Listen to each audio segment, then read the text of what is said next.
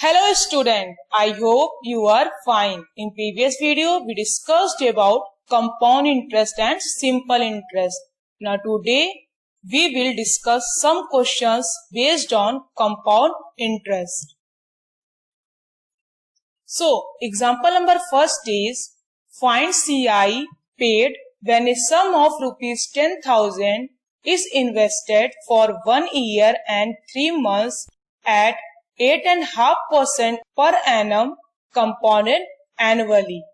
तो हमें बताना है कि हमें कितना कंपाउंड इंटरेस्ट पे करना पड़ेगा अगर प्रिंसिपल 10,000 है, टाइम 1 ईयर 3 मंथ्स है और रेट क्या है 8.5% पर एनम कंपाउंडेड एनुअली है। ठीक है, चलिए हम सबसे पहले लिखते हैं गिवन। सो यहाँ हो जाएगा solution given P equal to rupees 10,000,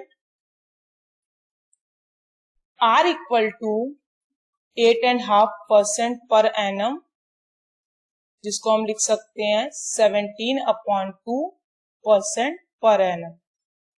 time हो जाएगा 1 ईयर 3 मंथ। सो देखिए यहाँ पे टाइम मंथ में भी है, तो सबसे पहले हम इसको चेंज कर लेते हैं। ठीक है, तो इसको हम जब चेंज करेंगे तो आएगा 1 ईयर और 3 मंथ को चेंज करेंगे तो क्या हो जाएगा 3/12 ईयर। तो रिड्यूस कर देंगे, 3 से कैंसिल हो जाएगा 12, 3 1 जा 3, 3 4 जा 12। तो लिख सकते हैं इसको हम 1/4 years.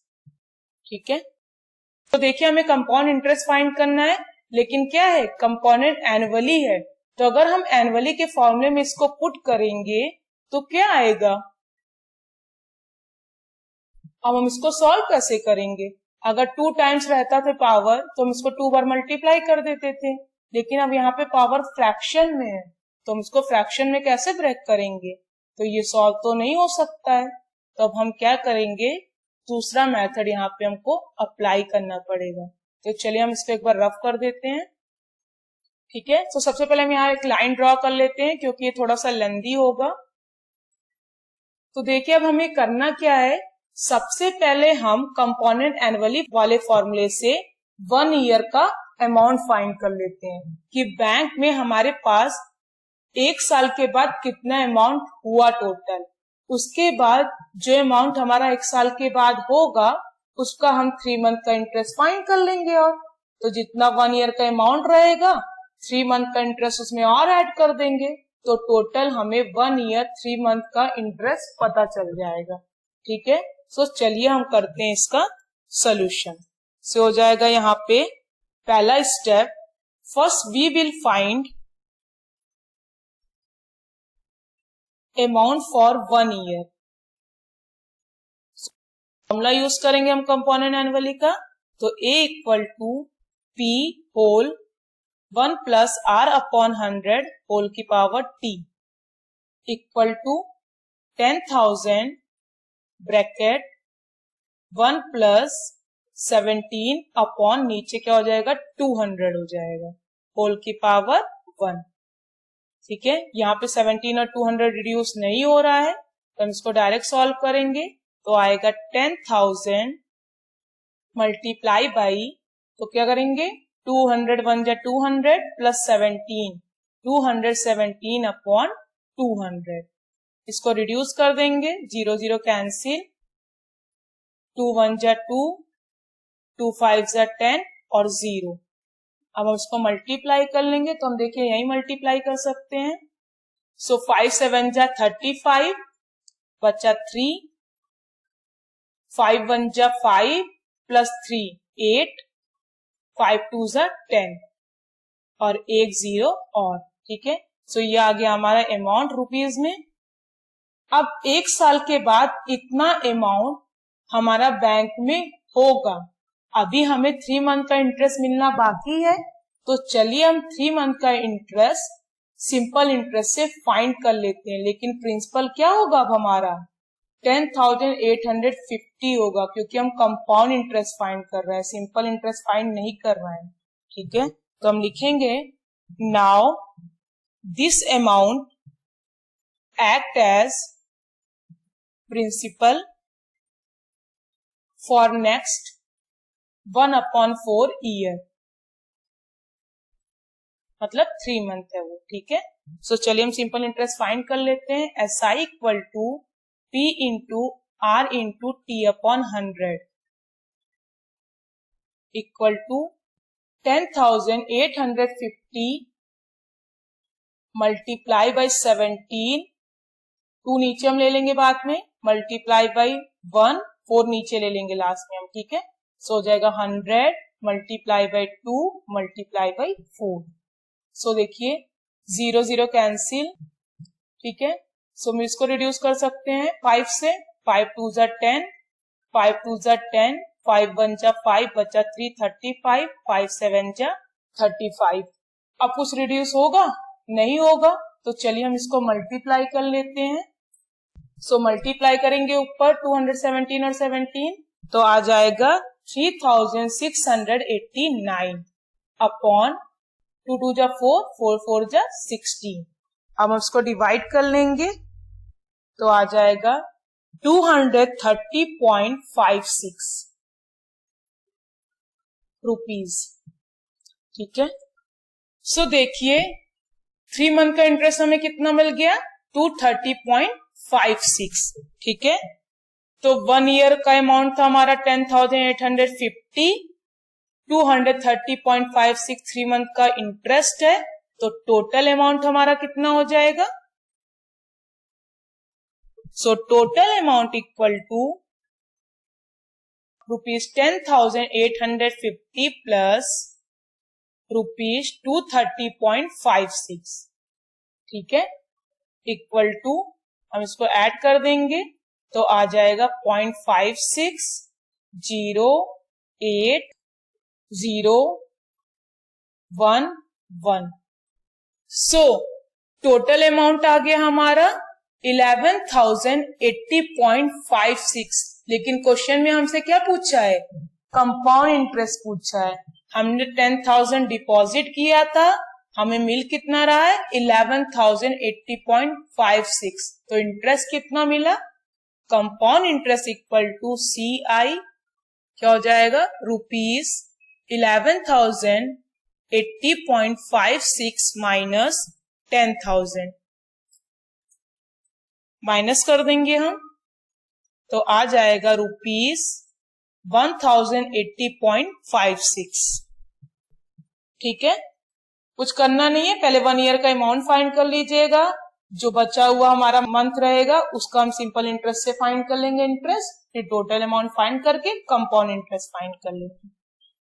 Come to the next example. Pina borrows ₹12,500 at 12% per annum for 3 years at simple interest. Radha borrows the same amount for same time period at 10% per annum, compounded annually. Who pay more interest by how much? तो फेबिना क्या कर रही है? 12,500 rupees ले रही है 12% के rate पे 3 ईयर के लिए, लेकिन वो सिंपल इंटरेस्ट पे ले रही है। और Radha same amount same time period के लिए ले रही है, लेकिन 10% पर एनम के इंटरेस्ट पे, और लेकिन वो कंपोनेंट एनुअली ले रही है।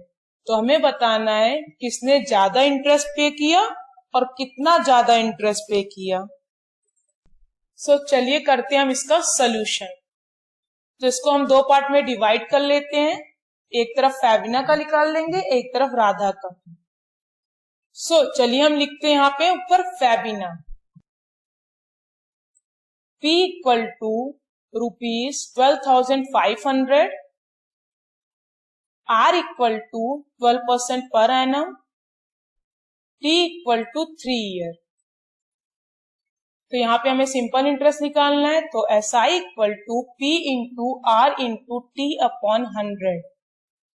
सो वैल्यूज पुट कर देंगे हम यहाँ पे 12,500 multiply by 12 multiply by 3 upon 100, 0 0 cancel, हम मल्टीप्लाई कर लेंगे तो आ जाएगा 125 मल्टीप्लाई बाई 36। सो हम इसको मल्टीप्लाई कर लेंगे, आ जाएगा 4500, ठीक है, 4500। चलिए हम नेक्स्ट साइड करते हैं राधा का। सो ऊपर लिखेंगे राधा, गिवन,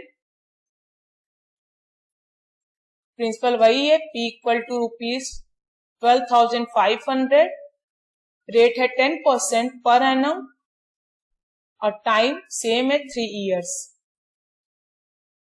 सो हमें कंपाउंड इंटरेस्ट फाइंड करना, और कंपाउंड इंटरेस्ट फाइंड करने के लिए सबसे पहले हम अमाउंट फाइंड करेंगे। तो amount equal to P multiply by 1 plus R upon 100 whole की पावर T, क्योंकि कंपोनेंट एनुअली है।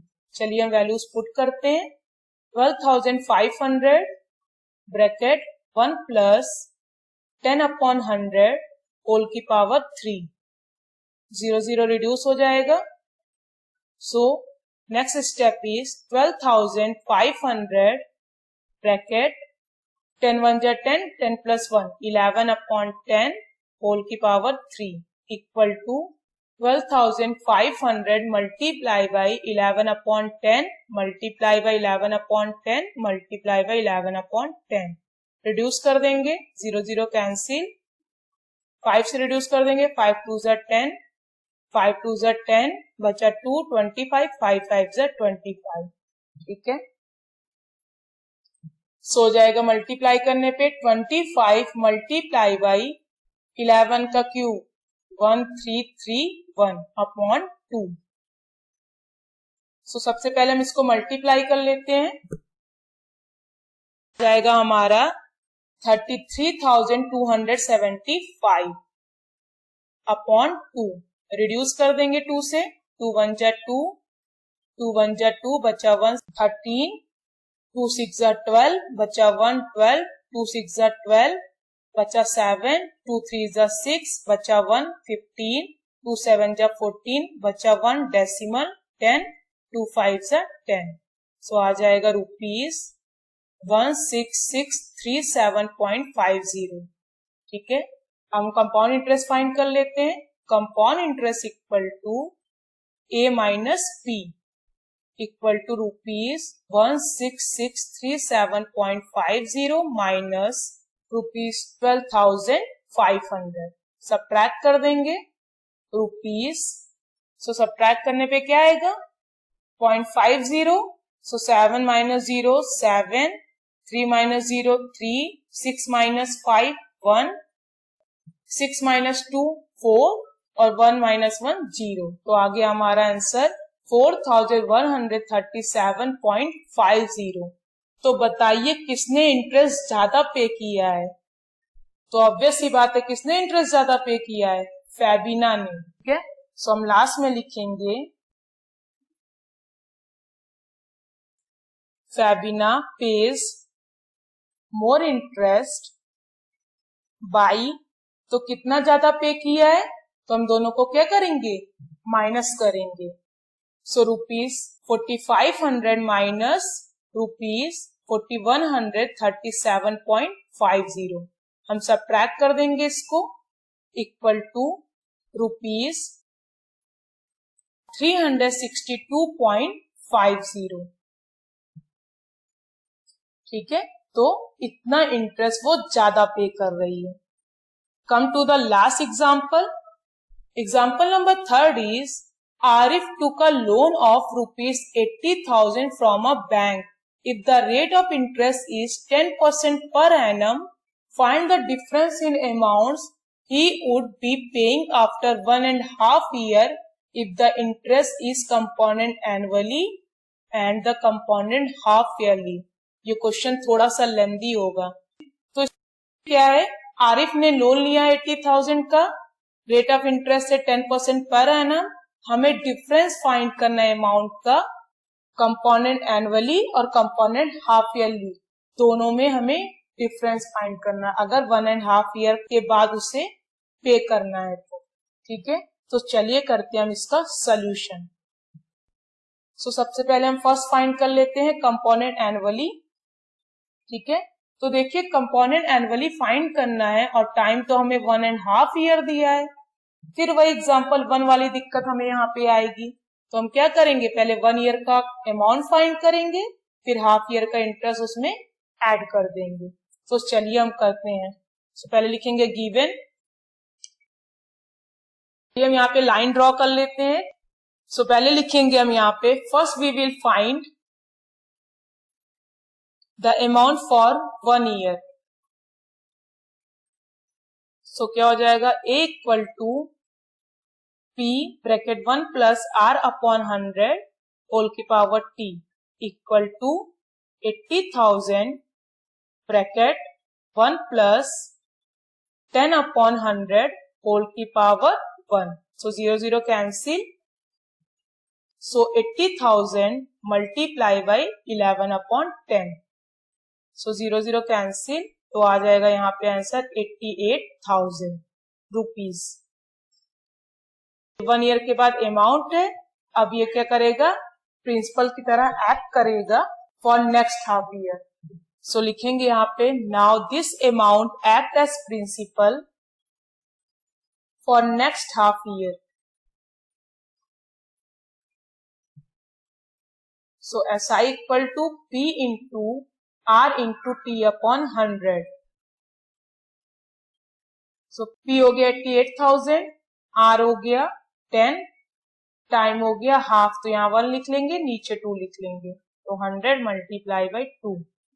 0 0 रिड्यूस हो गया, 2 से 888 को रिड्यूस कर देंगे, सो 440। सो आ जाएगा 4,400। ठीक है, ये सिंपल इंटरेस्ट हो गया। तो total amount equal to ₹88,000 1 year का अमाउंट प्लस हाफ ईयर का इंटरेस्ट ₹4,400 इक्वल टू ऐड कर देंगे रुपीज, यहाँ पे आंसर 2,400। ठीक है, ये हो गया हमारा कंपोनेंट एनुअली। चलिए हम सेकंड करते हैं, हाफ ईयरली का केस। गिवन वही होगा, सो हम अमाउंट डायरेक्ट फाइंड कर लेते हैं। Amount equal to P bracket 1 plus R upon 200 whole की power 2T equal to 80,000 1 200 2 multiply by 1 whole 1 upon 2 को चेंज करेंगे तो आ जाएगा 3 अपॉन 2। सो 2 से 2 रिड्यूस हो गया, रिड्यूस हो गया। ठीक है, सो हो जाएगा equal to 80,000 multiply by 21 upon 20 whole की power 3 equal to 80,000 multiply by 21 upon 20 multiply by 21 upon 20 multiply by 21 upon 20। So 0 0 reduce, 2 1 जा 2, 2 4 जा 8 0, 2 1 जा 2 20, 2 1 जा 2 10, 10 मल्टीप्लाई बाई, सो 21 का क्यूब क्या होता है 9,261 इक्वल टू ₹92,610। ठीक है, half yearly.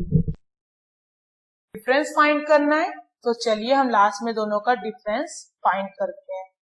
So difference equal to कौन सा बड़ा है 92,610, तो लिखेंगे माइनस ₹92,400, सब्ट्रैक्ट कर देंगे तो आ जाएगा answer ₹210। Now we know that practice makes perfect.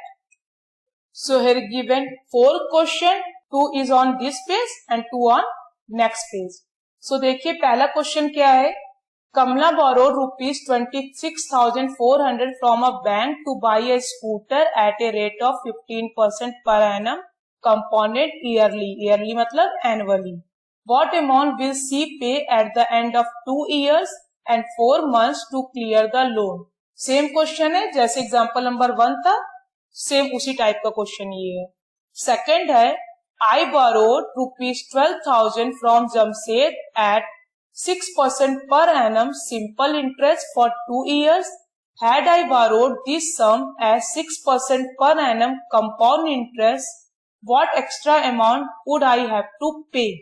So देखिए जमशेद से वो 12,000 बोरो कर रहा है 6% के रेट पे 2 इयर्स के लिए सिंपल इंटरेस्ट पे। तो पहले सिंपल इंटरेस्ट आप फाइंड कर लीजिएगा। क्वेश्चन ये है कि अगर वो कंपाउंड इंटरेस्ट पे सेम अमाउंट लेता उसी रेट पे तो कितना एक्स्ट्रा अमाउंट उसे पे करना पड़ता। तो फिर आपको कंपाउंड इंटरेस्ट भी निकालना पड़ेगा, उसके बाद आप सब्ट्रैक्ट कर देंगे तो आपको पता चल जाएगा कितना एक्स्ट्रा अमाउंट हमें पे करना पड़ेगा। सेम एग्जांपल नंबर 2 की तरह है। Third is Vasudevan invested rupees 60,000 at an interest rate of 12% per annum compounded half yearly. What amount would he get after 6 months? मतलब टाइम क्या होगा यहाँ पे हाफ ईयर, फिर पूछा है आफ्टर 1 ईयर। ठीक है, सो दोनों आपको बहुत सिंपल सा है, सीधे अमाउंट का फॉर्मूला हाफ ईयरली का यूज करके फर्स्ट और सेकंड केस फाइंड कर लेना है। फोर्थ क्वेश्चन है find the amount and the compound interest on rupees 10,000 for 1.5 years at 10% per annum compounded half yearly. Would this amount be more than interest he would get if it was compounded annually? तो देखिए पहले half yearly के लिए आपको amount और compound interest find करना है, फिर पूछ रहा है अगर हम इंटरेस्ट कंपाउंडेड एनुअली लेते तो क्या वो इससे ज्यादा होता। तो आपको एनुअली के केस में भी इंटरेस्ट फाइंड करना पड़ेगा, फिर बताइएगा कि ज्यादा है कि कम, यस और no. After solving questions check your answers which are given here. Thank you for watching and see you in the next video.